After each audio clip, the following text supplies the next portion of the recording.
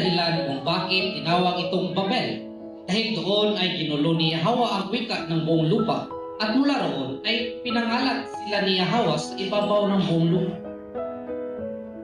Alkin, Kara, Shema, Babel.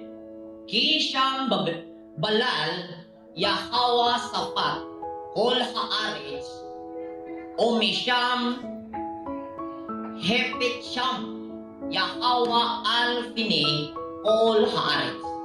Kaya tinawag niya ang kanyang pangalan na Babel.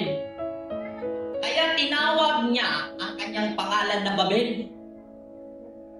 Ang tumawag na pangalan na Babel, hindi ang Yahweh, kundi ang kamalayan na ginawa ni Elohim na tao.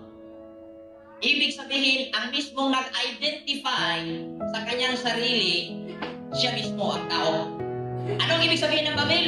Confusion. Sa dihang mugoho ang imong pagkarebilde, kaya ka, supak ko ato kay galibog mugog ko. Amen? Supak ko ato sa una kay galibog mo ko. Sakto? Pag maglibog ka, gusto ginasupak-supak. Pag ikaw ay nalito, talagang gagana ang pagkasupakiro mo.